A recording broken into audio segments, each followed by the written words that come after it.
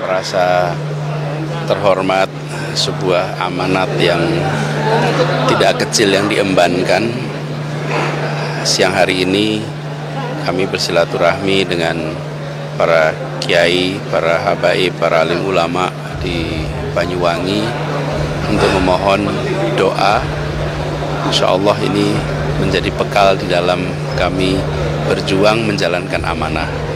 Dan ini seperti kami sampaikan, ini bagian dari tirakat Muharram yang dimulai dari Banyuwangi. Sempat diganggu oleh Ganjar karena ketika Anies belum menyelesaikan sesinya, hampir terakhir Ganjar tiba-tiba muncul. Dan itu sudah tentu menarik perhatian orang lain, ya. Setidaknya siapapun yang muncul, ya, asal dia tokoh publik pasti kan mengganggu penyampaian materi yang sudah mau berakhir tersebut. Tapi ketika Anies berlalu dan Ganjar memulai presentasinya, ya, hari menjadi manusia, giliran Anies yang dalam tanda kutip mengganggu Ganjar karena ternyata para penonton, para pengunjung, para istilahnya peserta itu malah mengikuti Anies Baswedan yang menyebabkan kursi-kursi akhirnya pada kosong. Nah, apa yang ingin saya komentari saudara sekalian?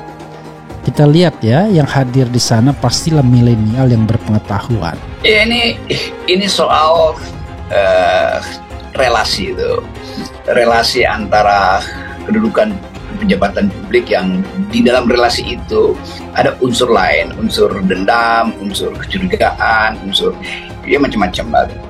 Dan khusus dalam urusan Gibran itu, jadi Gibran betul dia minta jangan dicurigai itu bahwa dia punya maksud jadi wakil presiden, tetapi orang akan kaitkan dengan proses di Mahkamah Konstitusi yang sedang mengaduk-aduk peralatan atau persyaratan jadi wakil presiden. Buat saya bagus persyaratan itu diturunkan karena dunia memang udah merasa bahwa kayak kepemimpinan itu harus makin lama makin muda itu. Sekarang tinggal motifnya apa? Kenapa Mahkamah Konstitusi memprioritaskan itu? Bukankah itu bisa ditunda nanti setelah pemilu supaya tidak menimbulkan kecurigaan bahwa buat siapa aspek pembicaraan penurunan. Semakin dibully, semakin dicaci, dicerca dan dihina, harus dukungan kepada Pak Anies sangat luar biasa. Rakyat berduyun-duyun tidak bisa dibendung lagi. Untuk yang Jawa Timur ini, asalkan beliau ini diwawali dari Banyuwangi, sudah ketemu para kiai dan para masyayikh, insya Allah dilanjutkan roadshow di basis-basis Nahdlatul Ulama, insya Allah Pak Anies akan mendapatkan dukungan yang luar. Sudah pada paham ya, kalau menengah perkotaan, berpendidikan, milenial, ya pilihnya tentu pilih yang punya pengetahuan yang seimbang atau paling tidak bisa memenuhi dahaga intelektual kaum muda, dan Anies Baswedan lah orangnya. Jadi ini satu keunggulan Anies dibandingkan Ganjar yang tentu tidak bisa dimungkiri. Tapi bukan berarti saya mengatakan Anies pasti menang. Tapi kalau kita melihat bahwa orang pintar itu harus memimpin Indonesia, maka Anies lah orangnya.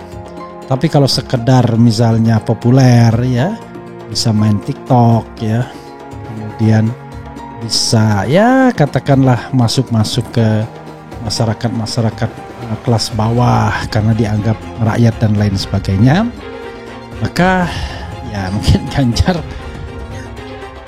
Batas usia itu diajukan, kan itu yang mesti sudah dicurigai oleh Gibran. Jadi Gibran udah betul dia minta jangan dicurigai, tapi dia juga harus mencurigai kenapa barang itu ada di Mahkamah Konstitusi.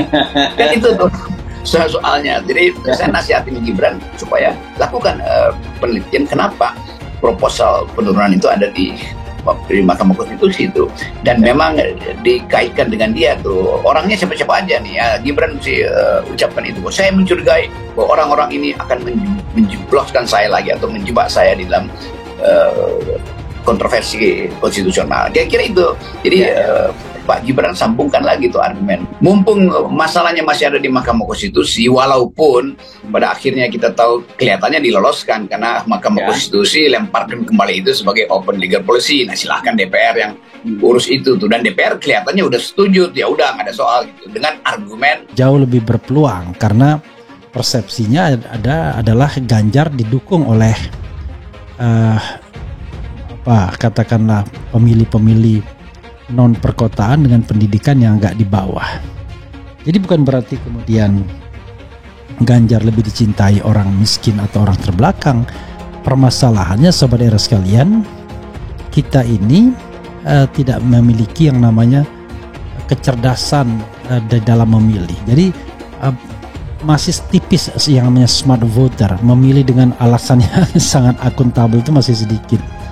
Jadi biasanya memilih dengan alasan emosional, dan yang paling gampang adalah seperti identifikasi yang pernah dikatakan Jokowi adalah kita ya. Jadi menunjukkan bahwa sederhana, kemudian merakyat dan lain sebagainya, yang ternyata tidak bisa juga menyelesaikan persoalan bangsa ya.